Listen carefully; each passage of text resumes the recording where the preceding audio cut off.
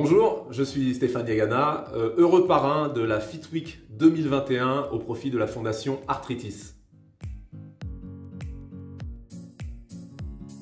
Ah, très bonne question. En fait, je dirais que le sport est venu à moi, naturellement, sans le savoir, parce que tout petit, je courais tout le temps.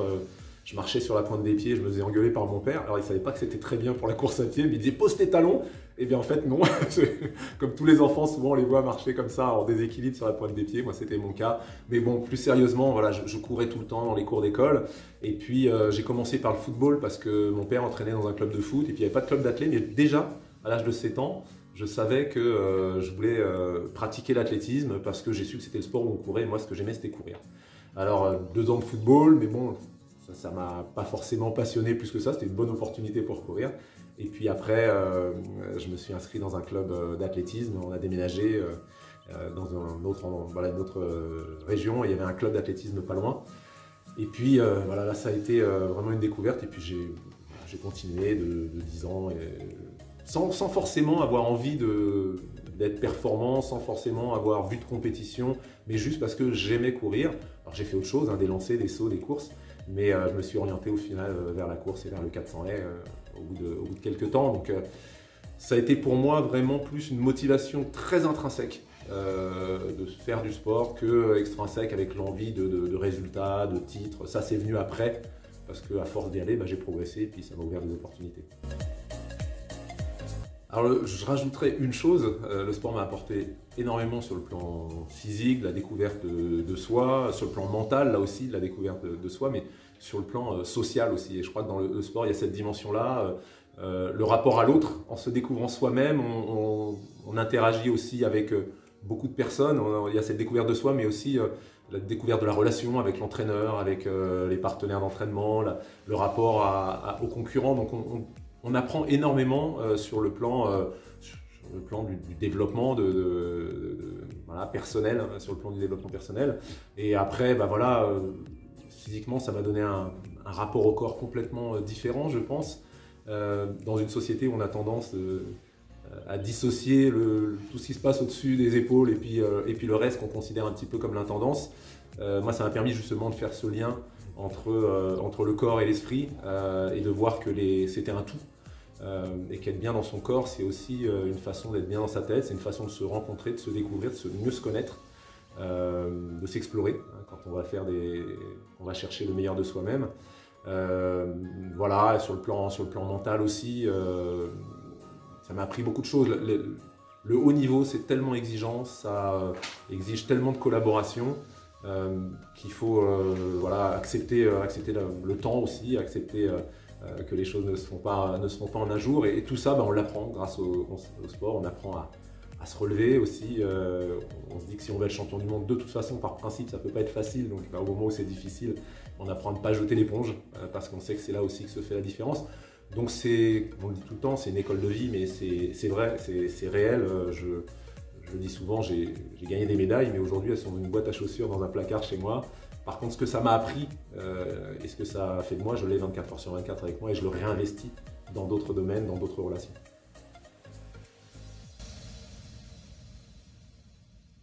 Alors, mon parcours sportif, donc j'ai commencé à l'âge de 10 ans l'athlétisme, et je dirais que de 10 ans à 19 ans, ça a vraiment été très progressif. J'avais de bons résultats quand j'étais jeune, au niveau départemental.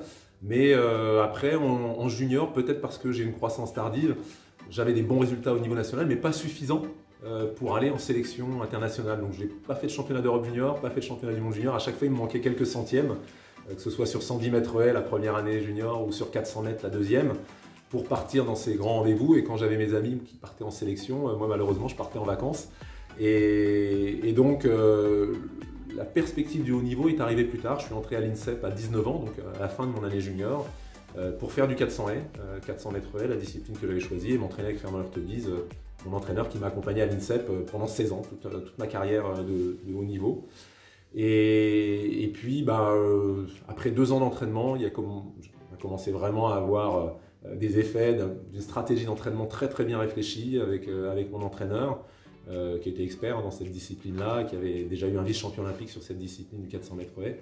Et là, j'ai commencé à vraiment décoller, ma carrière décoller à 21 ans, 5e au championnat d'Europe, 13e mondial en termes de bilan. Et puis après, j'ai enchaîné voilà, les finales mondiales avec d'abord des 4e places, puis des 3e places au championnat du monde en 1995, le premier podium international. En tout cas mondial, j'avais été médaillé européen avant. Et puis après, voilà, le titre en 97, 2 ans plus tard, vice-champion du monde à nouveau en 99.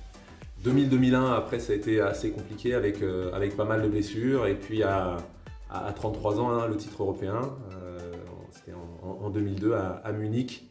Et le titre mondial pour finir en 2003 à Paris. J'ai essayé de qualifier pour les Jeux de 2004. C'était ma dernière chance de pouvoir aller chercher une médaille, puisque j'avais fait qu'une finale olympique, 4e en 92. Et après, j'avais été blessé en 96, en 2000, et malheureusement blessé dans la préparation des Jeux de 2004 d'Athènes. Et j'ai arrêté ma carrière à ce moment-là. En parallèle, j'ai toujours cherché à être étudiant. Donc j'ai un diplôme, un DUT de biologie appliquée en agroalimentaire. Après, j'ai essayé de continuer en école d'ingénieur sur cette voie à Paris, mais il n'y avait pas de solution vraiment aménagée. Et là, c'était plus possible, sans aménagement, de continuer. Et donc, j'ai arrêté 4 ans et puis j'ai repris, sur la fin de ma carrière, à 29 ans, un cycle en école de commerce à ESCP Europe, maintenant, comme elle s'appelle, Sud de Paris. Et donc, j'ai fait le diplôme qui se fait normalement en 3 ans. Je suis rentré en admission parallèle et j'ai fait le diplôme qui se fait en 3 ans, en 5 ans et demi.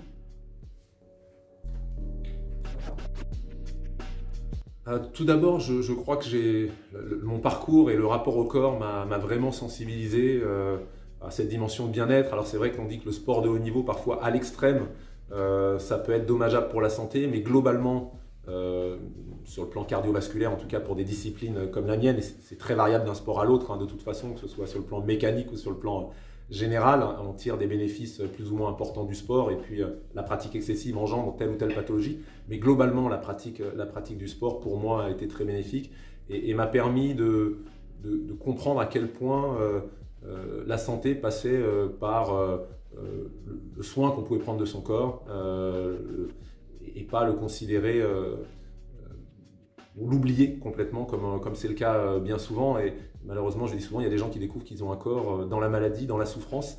Moi, j'ai eu la chance de le découvrir en mouvement, dans le plaisir.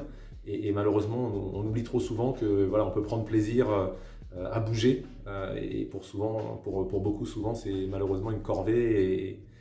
Et ça, c'est pas normal parce que si ça devient difficile, si le moindre effort devient difficile, c'est tout simplement parce qu'on n'a pas pris le soin de s'entraîner un minimum en marchant, en essayant d'augmenter le nombre de pas que l'on fait dans la journée. Donc tout ça, ça m'a vraiment sensibilisé. Et puis j'ai été sollicité par des associations, je pense à l'Association française de lutte contre la fibromyalgie, par exemple, l'Association française des diabétiques, la Fédération française de cardiologie, pour faire de la promotion de l'activité physique, et je ne parle même pas de sport, mais de l'activité physique à des fins de santé, que ce soit sur des enjeux de prévention ou sur des enjeux thérapeutiques, puisqu'aujourd'hui, l'activité physique adaptée est reconnue comme une thérapeutique non médicamenteuse validée par la Haute Autorité de Santé.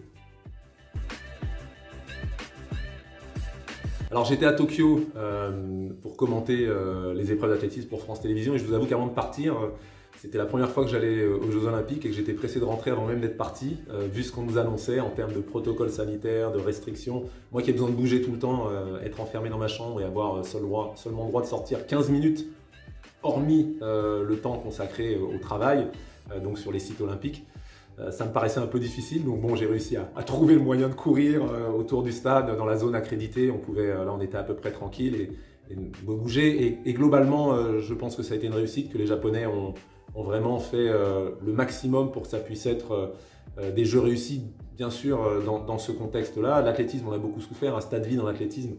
Ça se ressent plus encore qu'un dojo où il y a quand même le staff, où il y a un peu de bruit, mais là les athlètes étaient vraiment seuls. Malgré tout, il y a eu de très belles performances.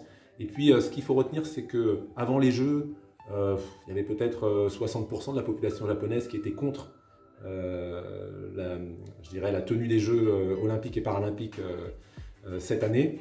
Et après les Jeux, il y a eu un sondage, c'est le journal Yomiuri, qui est un grand journal japonais. 64% des Japonais étaient heureux que les Jeux aient eu lieu quand même, malgré tout. Donc on voit la magie des Jeux a opéré. Et pourtant les Japonais savent très bien que l'addition va être très lourde, hein. Ça a été assez communiqué avant. Mais malgré ça, je pense que ça a apporté, et ça c'est la magie des Jeux. Je pense que tous les gens qui ont regardé aussi ont pris de cette énergie dans un moment où on en avait tous besoin. Et je pense que ça valait vraiment le coup. de pouvoir voilà, avoir ces jeux pour les athlètes bien sûr, mais même pour les spectateurs.